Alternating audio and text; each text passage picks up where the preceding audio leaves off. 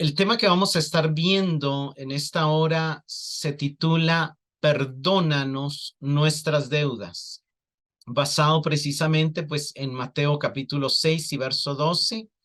Solo para tener un contexto, voy a darle lectura a Mateo 6 del 9 al 12.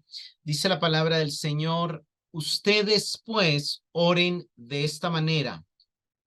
Padre nuestro que estás en los cielos, santificado sea tu nombre, venga tu reino, hágase tu voluntad, así en la tierra como en el cielo. Danos hoy el pan nuestro de cada día y perdónanos nuestras deudas, como también nosotros perdonamos a nuestros deudores. Hemos estado enseñando el Sermón del Monte. El Sermón del Monte es un mensaje de Jesús que empieza tocando el tema de la felicidad, pero que luego se enfoca en la justicia del reino. El tema principal es los que entran al reino de los cielos, y de alguna manera estos que entran al reino de los cielos ejercen ciertas obras de piedad que los caracterizan como ciudadanos del reino, y dentro de esas características como ciudadanos del reino hay algo particular en ellos: su manera de orar, el modelo que siguen cuando se dirigen a Dios en oración. A diferencia de otros, no le llaman solamente Dios, le llaman Padre nuestro que estás en los cielos.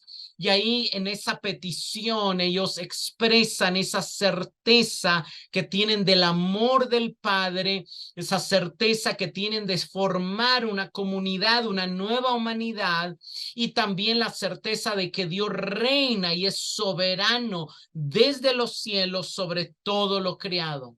Luego oran: santificado sea tu nombre, y esta petición en lo que están pidiendo es ser más santos para poder glorificarle más, para poder alabarle más, para poder exaltarle más. Luego dice: venga tu reino, y esta petición no solamente se enfoca en su segunda venida, aunque es uno de los enfoques, sino también a que Él siga estableciendo su gobierno, que Él traiga todas las bendiciones que Él anunció que iban a venir con el reino: su justicia, su paz, su gozo, su abundancia, su reposo, su seguridad, todas esas cosas que serán parte exclusiva del lugar donde Él reina. Hágase tu voluntad es una oración que reconoce esta batalla, este conflicto de voluntades entre la voluntad de nuestros deseos, de nuestra carne, contra la voluntad de Dios, y que busca rendir esa voluntad propia para que la voluntad de Dios se establezca. Y estas primeras tres peticiones se enfocan en Dios, pero luego la semana pasada empezamos con la cuarta petición que se enfoca en nosotros, y hoy vamos a la quinta petición que también se enfoca en nuestras necesidades. La primera oración que se enfoca en las necesidades, cuarta petición de la oración, dice: danos hoy el pan nuestro cada día, y de alguna manera incluye la satisfacción de las necesidades de sustento, no solamente el pan físico, sino también el pan espiritual, perdón, no solamente el pan material, sino también el pan espiritual, no solamente el alimento que perece, sino el alimento que permanece para vida eterna, ese alimento que nos permite seguir viviendo, seguir siendo sustentados, siendo sostenidos en esta vida. Pero así, la siguiente petición dice: perdónanos nuestras deudas como nosotros perdonamos a nuestros deudores. Es una quinta petición en esta oración, y lo que Jesús nos enseña aquí es que nos posiciona y nos lleva a recordar la naturaleza caída que portamos, la necesidad constante que tenemos del perdón, de la limpieza, de la purificación de Dios. Las primeras tres peticiones no aparecen unidas con conjunciones, aparecen aparentemente independientes, aunque hemos explicado ya que están interconectadas, porque es cuando su voluntad se haga, cuando Él está reinando, y es cuando Él está reinando que su nombre será realmente glorificado, exaltado, santificado. Sin embargo, las últimas tres peticiones sí están vinculadas en el griego por la conjunción y. Lo primero que leemos en el verso 12 de Mateo es y perdónanos. Ya que se pasa a enfocar en nosotros, lo primero es darnos nuestro pan diario, pero también eso no es suficiente porque no solo eso necesitamos. Y perdónanos y líbranos del mal.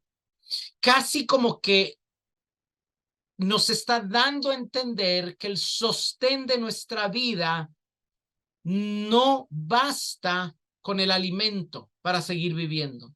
También necesitamos el perdón de los pecados y también necesitamos la liberación de la tentación, la protección del mal. Son cosas necesarias para la vida, porque alguien puede tener todo el alimento, pero si no está seguro ante un enemigo, puede ser asesinado.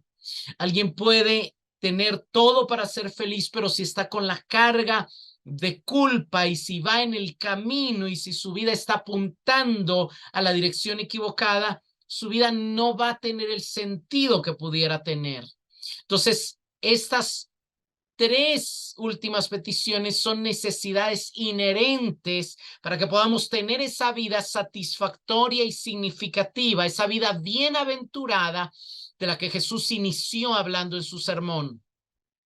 Ahora, la Biblia es clara al enseñarnos que todos somos pecadores. Esta quinta petición saca a la luz esa realidad oscura, esa realidad que quisiéramos ocultar, de que hay maldad en nosotros, de que todos somos pecadores. Primera de Juan, capítulo 1, versos 8 y 9 nos dice, si decimos que no pecamos, nos engañamos a nosotros mismos y la verdad no está en nosotros. Hermanos, el que diga yo ya no peco, yo ya lo alcancé todo, yo ya soy santo, yo camino en santidad, yo ya no batallo con nada, esa persona se está engañando a sí misma y esa persona no está hablando acorde a la verdad. Si nosotros somos verdaderos, somos sinceros, somos genuinos, no podemos decir que no pecamos, no podemos decir que no tenemos pecado. Tenemos que reconocer que tenemos pecado y que todavía pecamos. Pero lo maravilloso es que Juan no se queda solamente ahí. Juan sigue diciendo, pero si admitimos, si confesamos, si reconocemos nuestros pecados, Dios nos perdonará. ¿Por qué nos perdonará? Porque Él es fiel y justo para limpiarnos de toda maldad. Porque Él es fiel a las promesas que ha hecho de perdonarnos y porque Él es justo de reconocer que Cristo ya pagó por nuestros pecados. Si nosotros nos arrepentimos, los admitimos, los confesamos, entonces Él extiende su perdón hacia nosotros. Perdónanos implica, número uno, la disposición de Dios a perdonarnos. Jesús no nos va a enseñar a pedirle perdón a Dios si Él no está consciente que Dios está dispuesto a perdonarnos. Jesús no nos va a enseñar a pedirle perdón a Dios si Él no está consciente de que Él va a pagar el precio y que Él va a dar la justicia necesaria para que podamos ser perdonados. Y la razón por la que podemos ser perdonados es porque Dios es fiel a la oferta que Él ha hecho a perdonarnos y Dios es justo al respetar el sacrificio de Cristo que la paga por la condena y por el precio de nuestros pecados. Cuando se empezó a predicar el evangelio, los apóstoles empezaron en el libro de Hechos, capítulo 3, verso 19, oímos en el mensaje de Pedro decirnos, por tanto, arrepentíos y convertíos, o arrepiéntense y conviértanse, para que sean borrados sus pecados, de modo que de la presencia del Señor vengan tiempos de refrigerio. Hermanos, nuestra alma no puede tener verdadero descanso, verdadero refrigerio, verdadera paz, si no recibimos el perdón de los pecados. Pero para que nuestros pecados sean borrados nosotros necesitamos hacer algo y lo que necesitamos hacer es arrepentirnos y convertirnos.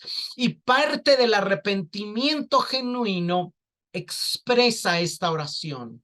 Esta oración solo la puede decir, como vamos a ir estudiando más adelante, un corazón genuinamente arrepentido. La petición anterior que nos decía, el pan nuestro de cada día, dánoslo hoy, nos da una enseñanza y nos muestra que la oración que Jesús está enseñando como modelo es una oración que debemos hacer a diario, porque por eso dice, danos hoy, y hoy es hoy, y mañana vuelve a ser hoy cuando llegue ese día, y nos enseña una dependencia constante, diaria de Dios. Entonces, entendiendo que esta oración es una oración para ser repetida cada hoy, cada día, lo que nos muestra es que Jesús nos está guiando también a cada día a pedir perdón por nuestros pecados. Todos los días debemos de decirle, Señor, perdónanos nuestras deudas o perdónanos nuestras ofensas o nuestros pecados, porque diariamente necesitamos reconocer que somos pecadores, que necesitamos de su misericordia y de su gracia redentora, que necesitamos de su obra santificadora y purificadora. Esta petición se enfoca en el pecado individual y también en el interpersonal, porque no es perdóname, es perdonamos, y vamos a entrar a detalle más adelante, y también es como nosotros perdonamos. ¿Por qué? Porque también reconoce esa realidad de que las personas, de que nosotros somos pecadores, pero que las personas que nos rodean también son pecadoras, y entonces desde su pecado nos van a ofender, van a adquirir una deuda con nosotros y de alguna manera eso va a surgir en conflictos, pero esa petición incluye todo. Incluye nuestro pecado, incluye el pecado de otros, incluye nuestras ofensas a Dios, incluye las ofensas que entre nosotros nos hacemos y que otros nos hacen a nosotros. Esta petición nos recuerda que después de enfocarnos en Dios, debemos de enfocarnos también en el amar al prójimo. Amar a Dios se centra en los primeros 4 mandamientos, pero amar al prójimo se centra en la segunda mitad de los 10 mandamientos, en el honrar a los padres, en no matar, en no adulterar, en no robar, en no codiciar, en no decir falso testimonio contra otro. Entonces Jesús está instruyéndonos a nosotros, sus seguidores, para que perdonemos los pecados de otro y para que reconozcamos y pidamos perdón por nuestros pecados contra otros. En Mateo usa la palabra deudas, pero en Lucas se usa la palabra pecados, pero era común en la época de los rabinos y en el tiempo de Jesús referirse a los pecados como deudas, porque la cultura gobernante era una cultura de honor y vergüenza. Entonces, hacer un pecado era algo vergonzoso, pero al mismo tiempo era una deuda en ese lenguaje del antiguo Mediterráneo. Aún hoy, de alguna manera, en las culturas musulmanas y en las culturas orientales, todavía se tiene mucho, es mucho más importante el honor y la vergüenza que la culpa o la inocencia, que son más importantes y son más enfatizadas en nuestro mundo occidental. Joacim Jeremías comenta, esta petición mira hacia el gran ajuste de cuentas al que el mundo se acerca, la revelación de la majestad de Dios en el juicio final. Los discípulos de Jesús saben cómo están involucrados en el pecado y en la deuda. Ellos están conscientes que son pecadores y que son deudores y saben que solo el perdón misericordioso de Dios puede salvarlos ese día que venga el juicio y la ira venidera. No solo piden misericordia en la hora del juicio final, sino que piden una vez más que Dios les conceda el perdón ya hoy. O sea, todo el sermón del monte toca el tema del reino. El tema del reino es un tema de alta expectativa para los judíos. La época del reino es la época del Mesías, es la época del nuevo mundo, es la época del mundo venidero. Jesús inicia su mensaje anunciando que el reino ya viene y de alguna manera esta oración, como hemos visto, se enfoca en pedir por el reino. Pedir que sea santificado su nombre es pedir que venga el reino y el tiempo donde Dios prometió que iba a santificar su nombre y que iba a defender la santidad de su nombre. Pedir que venga su reino es obviamente pedir que venga esa época donde habrá solamente justicia, verdad, bondad y ya no habrá maldad. Pedir porque se haga su voluntad es pedir por esa época donde ya no haya ninguna voluntad que contraríe o ataque el propósito de Dios. Pedir que nos dé el pan de cada día, como vimos, era también pedir por el pan mesiánico, el pan de la era de la salvación, el pan que ya no se obtendría con el sudor de la frente. Y pedir por el perdón de nuestros pecados es también pedir porque mi pecado no me impida entrar en esa época del reino, en esa etapa de salvación, en esa época donde los pecadores no entrarán, pero los perdonados, los redimidos sí entrarán.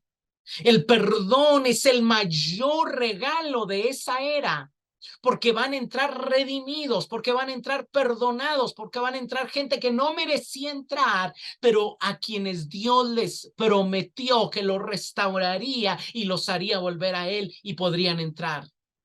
Esta oración, entendiendo, teniendo esa mentalidad judía de expectativa de reino, de expectativa de era mesiánica, de expectativa de que las promesas proclamadas por los profetas se cumplan, es: concédenos, querido Padre, este gran regalo del tiempo del Mesías, donde hay perdón completo, ya en este día y en este lugar.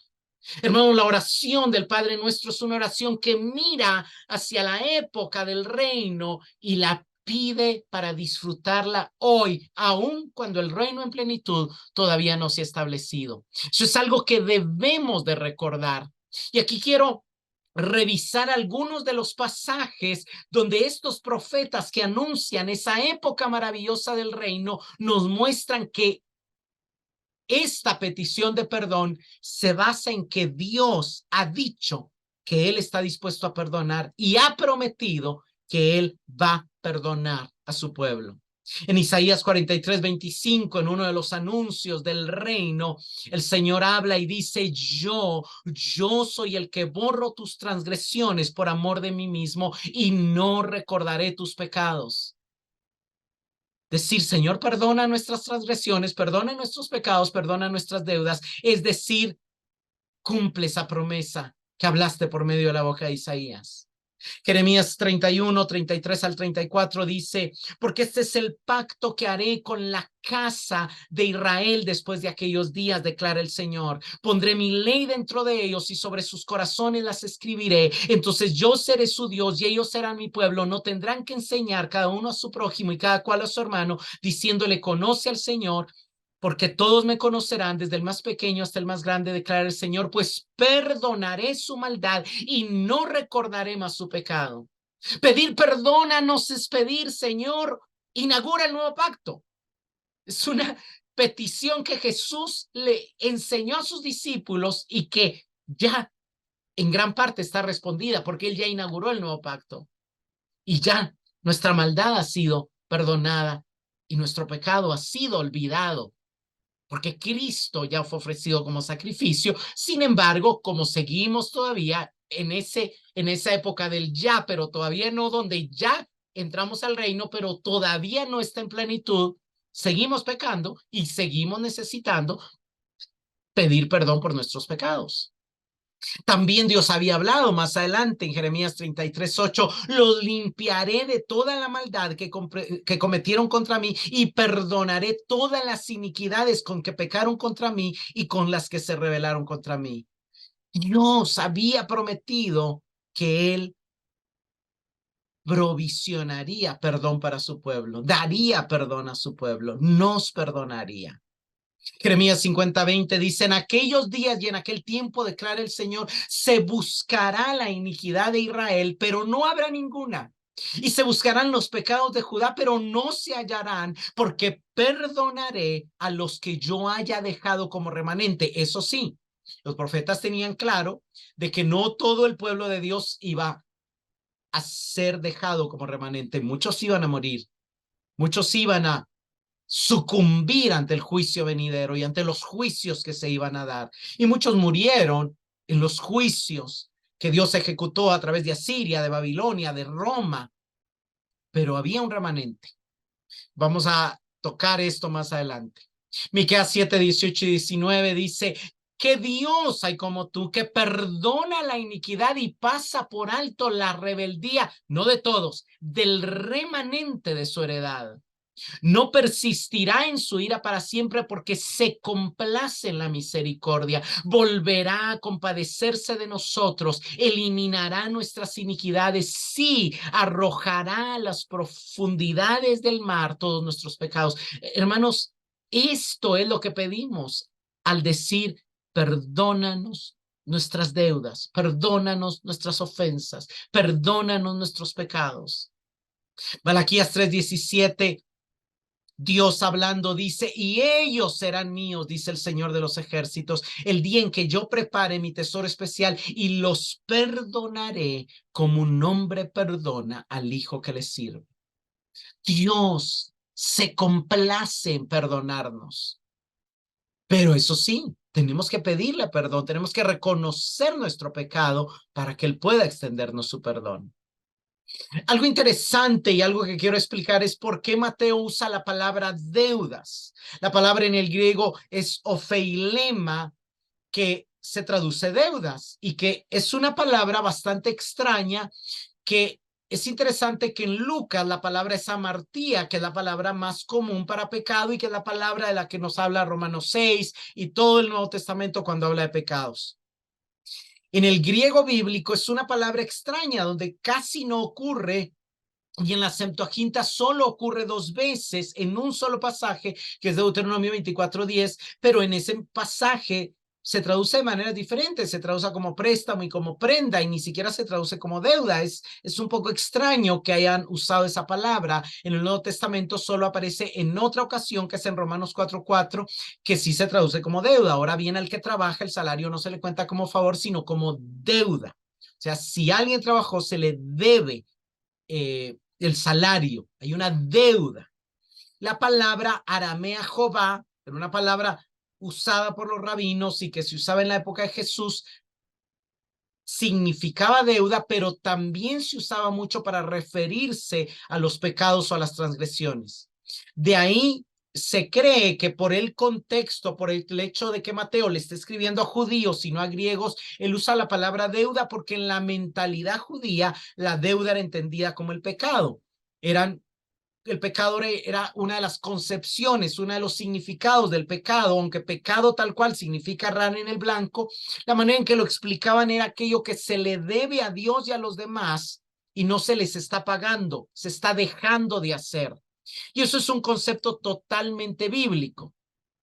Charles Quall explica en su comentario el uso rabínico del concepto de deuda para representar los pecados se ilustra en la Mishnah, donde leemos: al rabino Akiva le gustaba describir a Dios como un gran comerciante que llevaba un enorme libro de contabilidad en el que se registraba cuidadosamente los débitos de una persona, sus actos pecaminosos y sus créditos, sus obras justas.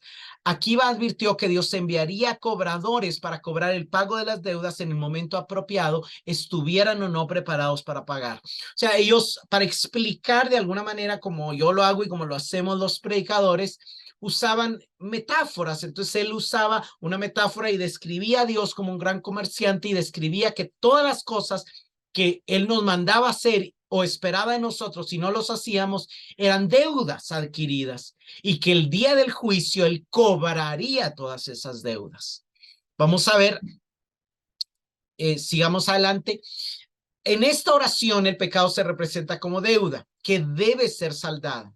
Entonces, si alguien nos debe una deuda y no logramos liberarlo, perdonándolo, nuestras deudas ante el Padre no serán perdonadas por Él. Entonces, Dios nos va a cobrar lo que le debemos a Él y lo que le debemos a los demás, en la imagen, ¿verdad? En la metáfora. Pero de alguna manera sí va a haber un juicio donde se va a tomar en cuenta aquellas cosas que teníamos que hacer para con Dios y que teníamos que hacer para con nuestro prójimo y que no hicimos.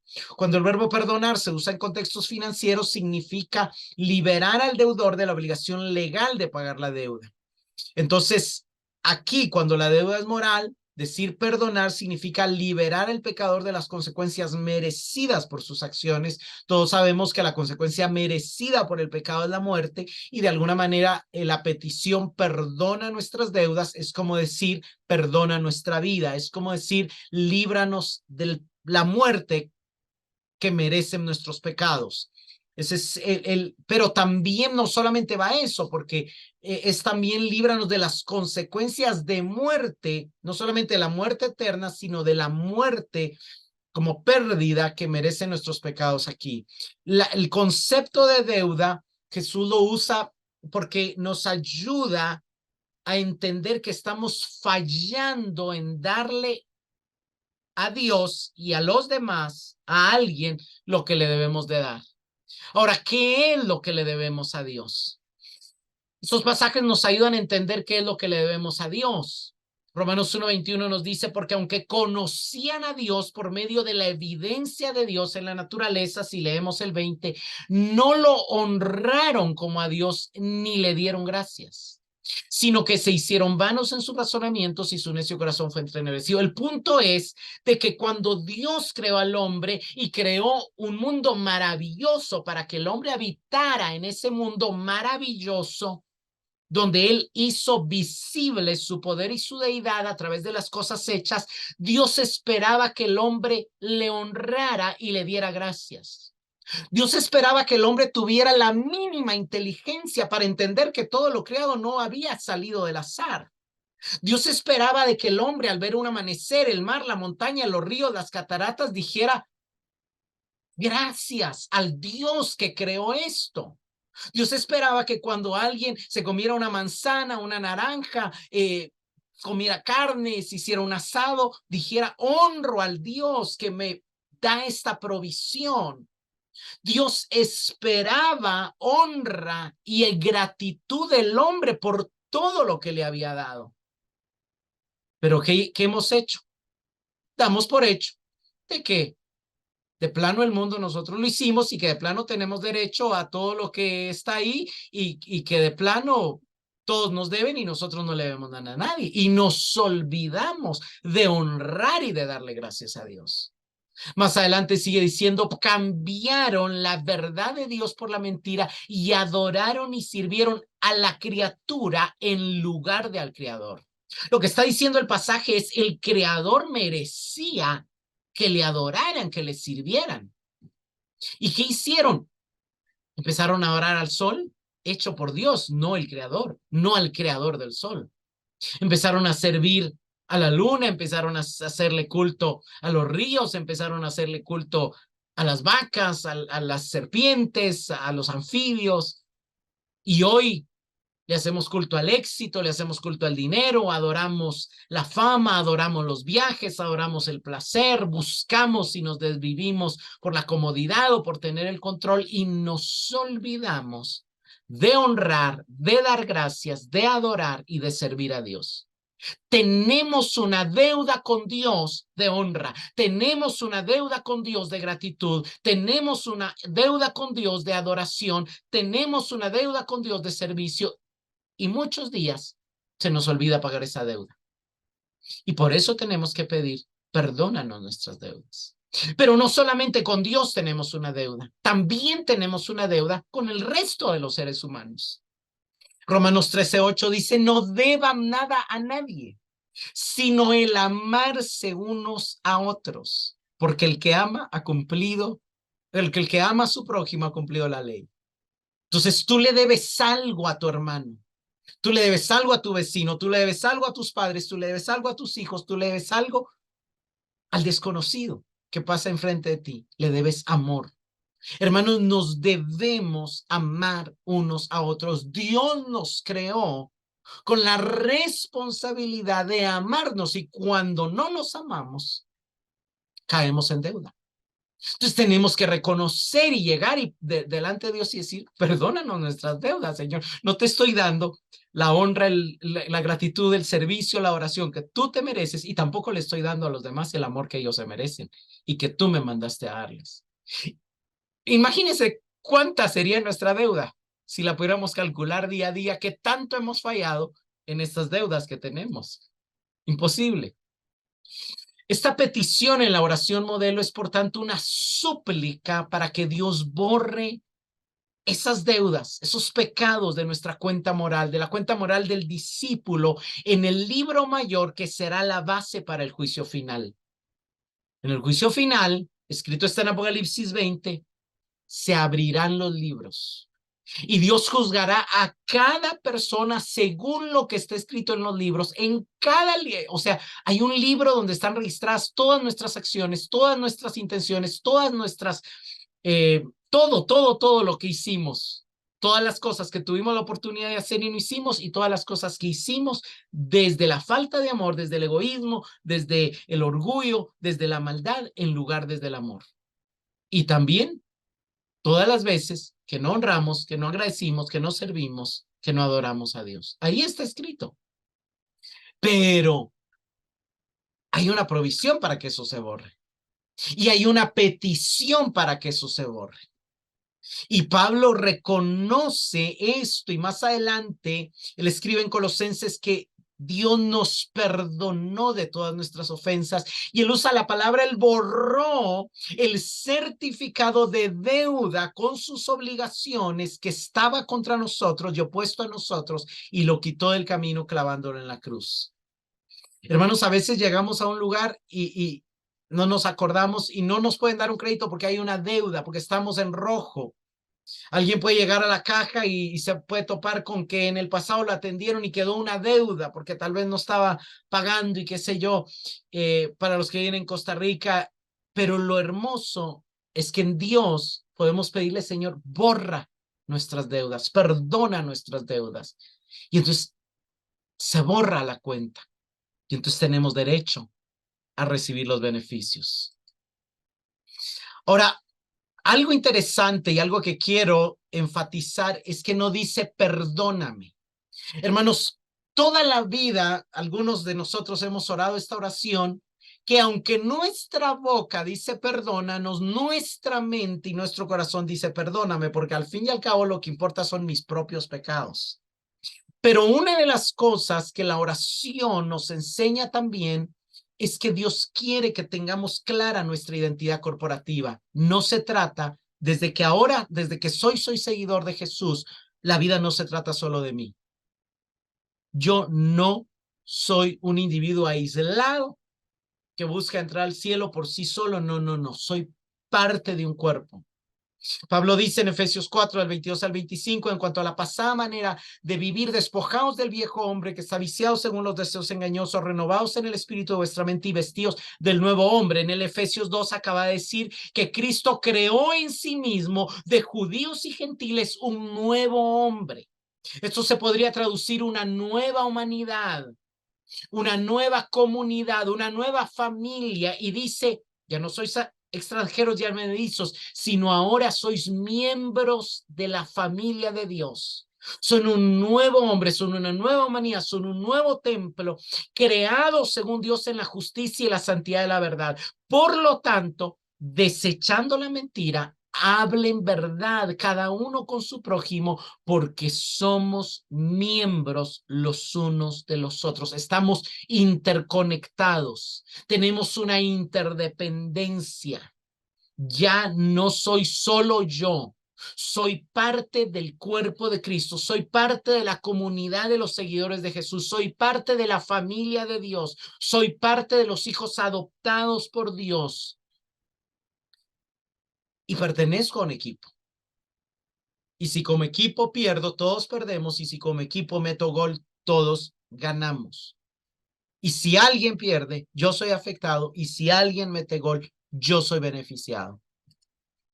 Entender esta idea intercorporativa, entender que ahora en Cristo soy lo que soy en el cuerpo de Cristo. Cuando me veo, me debo de ver perteneciendo al cuerpo de Cristo. Cuando veo a otros, debo de saber que me estoy viendo a mí mismo, porque somos uno en Cristo. Cuando digo aquel hermano, en realidad estoy diciendo yo en aquel hermano. En la mañana conversando con alguien, hablamos lo fácil que es ver el pecado en otros, pero cómo ver el pecado en otros nos debe de ayudar a ver nuestro propio pecado, porque esa misma tendencia al pecado en el otro la tengo yo, igualitititita.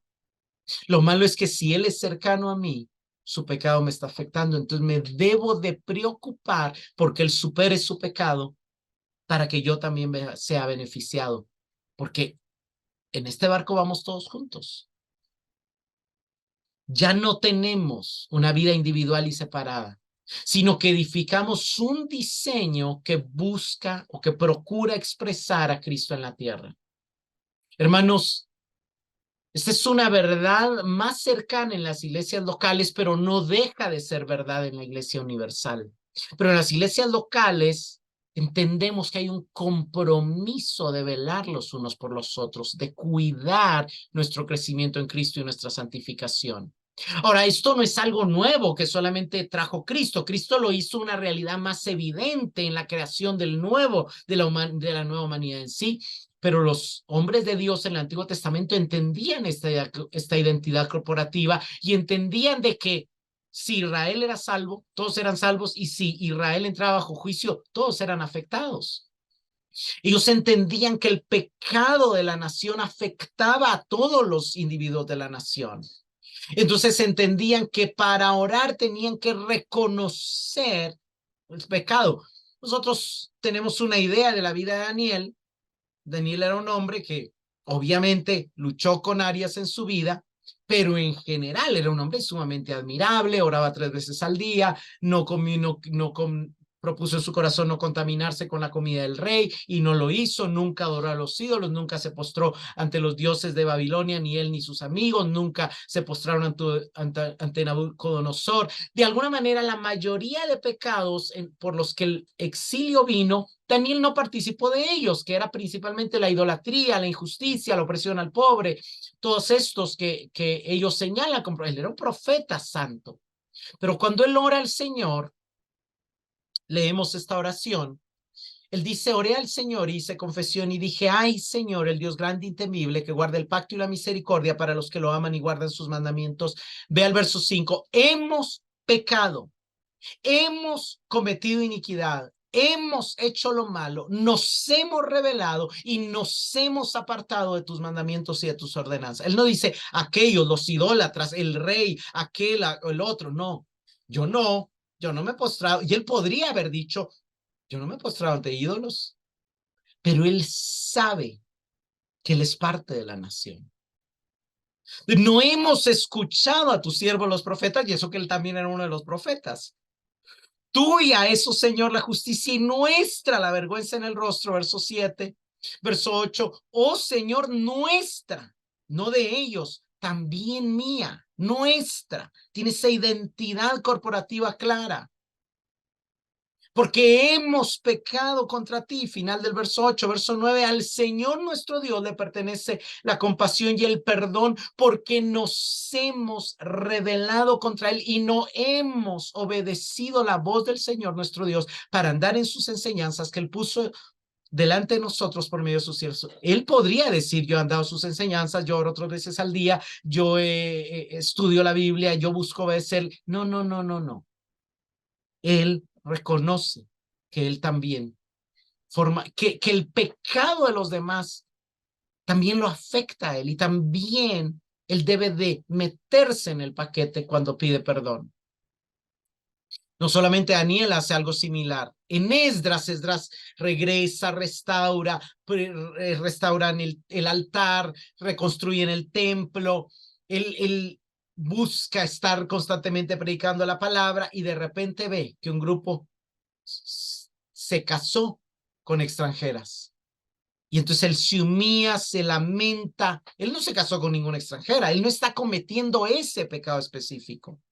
Pero en Hechos, en Esdras, perdón, capítulo 9, versos 5 y 6, dice, pero a la hora de la ofrenda de la tarde, o sea, un día le dolió tanto ver que el pueblo había vuelto al pecado, que se vistió de cilicio y ceniza, se puso en ayuno, todo el día se pasó lamentando, pero en la tarde Dice, me levanté de mi humillación con mi vestido y mi manto rasgados y caí de rodillas y extendí mis manos al Señor mi Dios y dije, Dios mío, estoy avergonzado y confuso para poder levantar mi rostro a ti, mi Dios, porque nuestras iniquidades se han multiplicado por encima de nuestras cabezas y nuestra culpa ha crecido hasta los cielos. Hermanos, tenemos nosotros ese corazón que al ver que otras iglesias están mal, nos lamentamos y decimos, Señor, estamos mal, hemos pecado, estamos pecando, estamos causando que tu nombre sea blasfemado, aunque no seamos directamente nosotros. Porque Esdras directamente no era el que se estaba contrayendo un matrimonio mixto. Pero él se,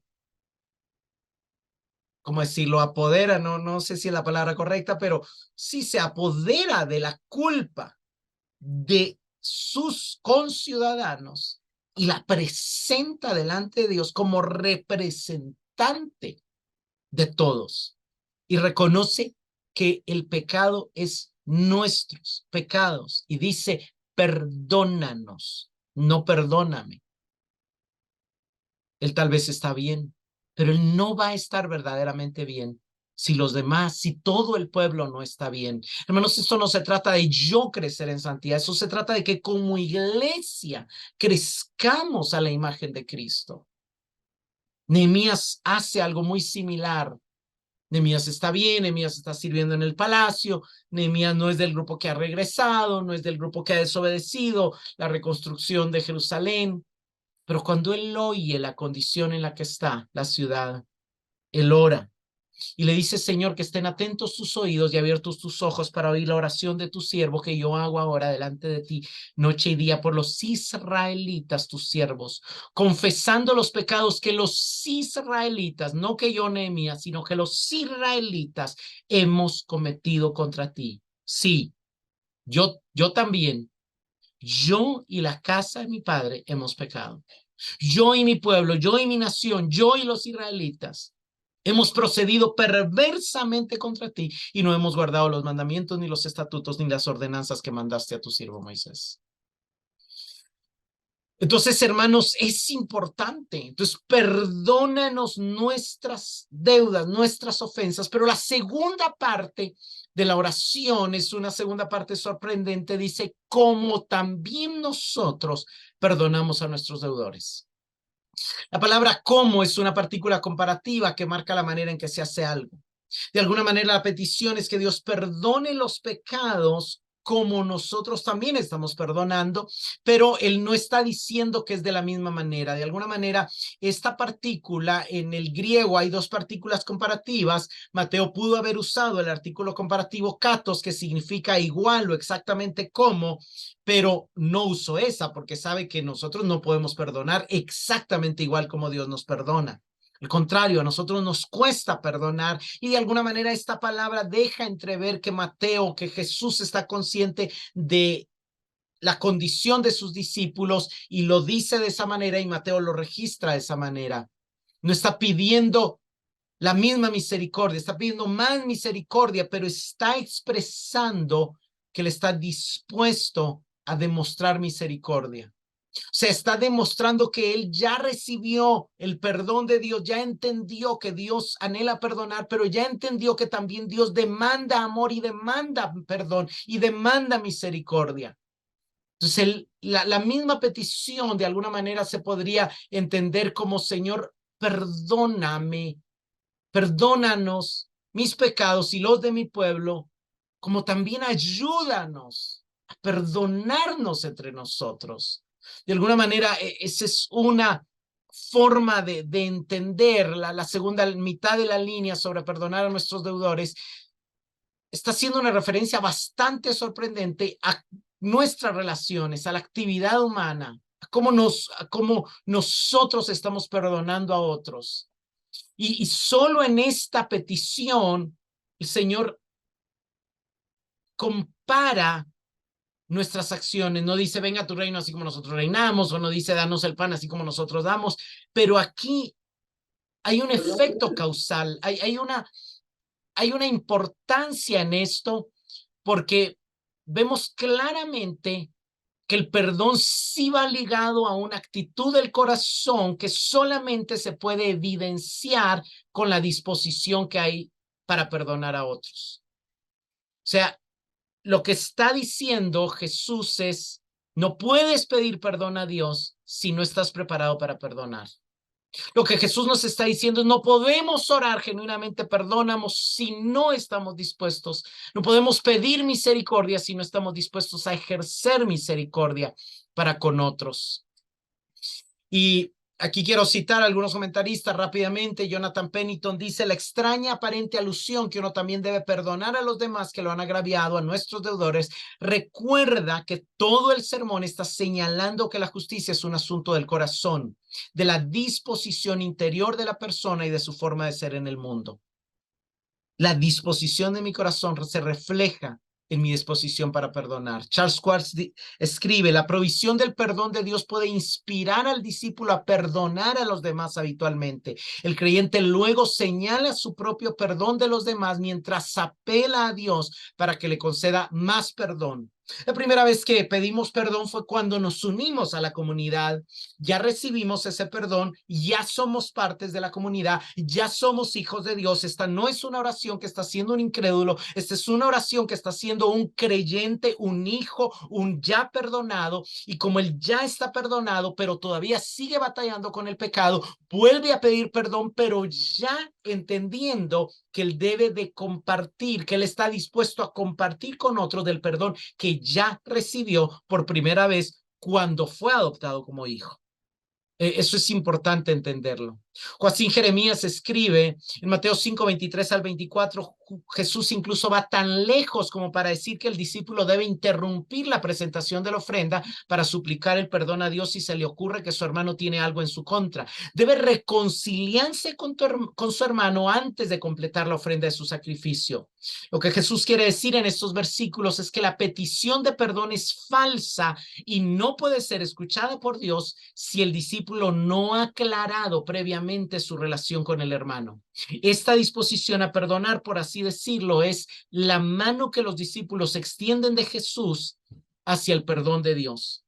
Ellos están diciendo, oh Señor, ciertamente pertenecemos a la era del Mesías, a la era del perdón, y estamos listos para transmitir a otros el perdón que recibimos. Concédenos, querido Padre, el regalo de la era de salvación, tu perdón. Extendemos nuestras manos, perdonamos nuestras deudas, incluso ahora, incluso aquí, ya hoy. Y nos recuerda de alguna manera esos jubileos. El jubileo era una celebración donde se celebraba el perdón de Dios, pero también se perdonaba a los que me debían, se perdonaba, se liberaban a los esclavos y se saldaban las deudas, aunque el deudor no hubiera podido pagar. Siempre Dios instruyó a su pueblo a disfrutar del perdón al perdonar, perdonando a otros. Eran anuncios de ya del verdadero perdón. Carson dice, un poco de luces arrojadas sobre el pasaje por una parábola que Jesús cuenta en Mateo 18, 23 al 25. Usted puede leer esta parábola después, quizá ya la ha leído, donde alguien perdona a otro, este otro no perdona a alguien que le debe mucho menos y le dice, pero yo te perdoné, ¿cómo no habías de perdonarlo? Si yo te perdoné muchísimo más. Pero Carson dice, parece que el punto de la parábola no gira tanto en la secuencia temporal. X debe perdonar a Y antes de que Z pueda perdonar a X. No, no es eso lo que está, no quiere decir que Dios nos va a perdonar hasta después de habernos perdonado, porque como acabo de explicar, aquí Dios ya nos perdonó y por eso le podemos llamar Padre. Si no, no le podríamos llamar Padre y no pudiéramos orar. Pero el objetivo, el énfasis es la actitud, la disposición a perdonar. No hay perdón para el que no perdona. ¿Cómo podría ser de otra manera? Su espíritu implacable, su falta de querer perdonar, dicho en otras palabras, da un fuerte testimonio del hecho de que nunca se ha arrepentido. Hermanos, cuando no queremos perdonar a otros, evidencia falta de arrepentimiento. La Biblia es bien clara, el arrepentimiento es un requisito para el perdón divino. Y aquellos que están verdaderamente arrepentidos, que verdaderamente vieron lo terrible, lo feo, lo pecaminoso de su pecado, se van a dar cuenta que es ese pecado que los esclaviza el que hace que los otros los ofendan o caigan en deuda con ellos. Se van a dar cuenta de que ellos también merecen misericordia, como yo necesito de esa misericordia. Entonces van a expresar a otros la misericordia que buscan recibir de Dios. Lo que esta petición o lo que esta segunda parte de la petición nos enseña es adoptar la actitud que hace posible recibir el perdón de Dios. La evidencia de un genuino arrepentimiento basado en un entendimiento de la esclavitud general del ser humano hacia el pecado. No puedo pedir genuinamente, Señor, perdóname, si no comprendo que tanto mi hermano que pecó contra mí como yo somos esclavos del pecado y necesitados de la gracia y de la misericordia de Dios. Algo interesante es que los 4 evangelistas dejan claro que antes de Jesús, Dios envió a Juan el Bautista. Y el anuncio de Juan el Bautista era el anuncio del reino, pero un énfasis particular de su mensaje era el arrepentimiento genuino. En Mateo 3, del 1 al 2, esto ya lo vimos en el Evangelio. Obviamente, ya Mateo lo escribió antes de llegar a Mateo 6. En Mateo 3 leemos, en aquellos días llegó Juan el Bautista predicando en el desierto de Judea diciendo, arrepiéntanse porque el reino de los cielos se ha acercado. El mensaje era, viene la época del reino, la época del perdón, la época de la paz, la época donde ya no tendremos que sudar en la frente para comer nuestro pan, la época donde la maldición se rompe. Pero eso sí, arrepiéntanse. Más adelante dice, den frutos dignos de arrepentimiento y no piensen que pueden decirse a sí mismos, tenemos a Abraham por padre, porque les digo que Dios puede levantar hijos a Abraham de estas piedras. El hacha está puesta a la raíz, por tanto, todo árbol que no da buen fruto es cortado y echado en el fuego. El resumen, el mensaje de Juan el Bautista era, arrepiéntanse, viene el reino, pero también era, arrepiéntanse, viene el juicio. El mensaje de Juan incluía tanto el anuncio del reino y de todas las maravillas que el reino incluye, como del juicio venidero. Los profetas, Juan el Bautista, Jesús, dejan claro de que no por ser judíos van a ser salvos del juicio venidero. No, no, no, el juicio viene sobre el pecador y la salvación viene sobre el creyente. Solo los que produzcan frutos de arrepentimiento evidentes en sus vidas, radicalmente transformadas en su visión de sí mismo y de los demás, van a escapar del juicio de Dios y van a pertenecer al remanente del que habló Isaías, del que habló Jeremías, al pueblo renovado de Dios. De hecho, su misión, la misión de Juan el Bautista, era identificar a través del bautismo al remanente de Israel destinado a la restauración como verdadero pueblo de Dios. ¿Y cuál era la evidencia máxima de ese remanente? El arrepentimiento. Esa segunda parte de la oración nos muestra si nuestro arrepentimiento es genuino.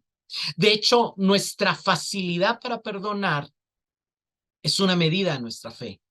Hermanos, fe y arrepentimiento son 2 caras de la misma moneda. Tan arrepentidos como estamos es tanto como creemos.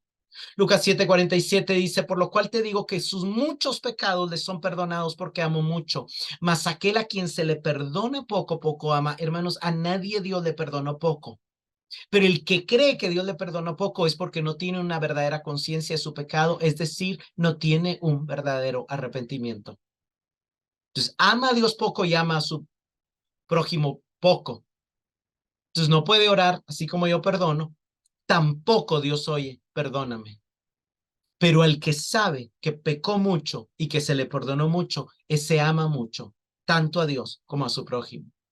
El perdón es la virtud de Cristo que nos permite borrar las ofensas de otros en nuestros corazones. Es tan importante porque nos libra de la amargura y nos revitaliza para avanzar hacia destinos de verdadero sentido. Hermanos, el perdón se facilita también cuando entendemos que la vida que nos fue otorgada al ser adoptados como hijos es una vida eterna, es una vida espiritual intocable e imposible de dañar.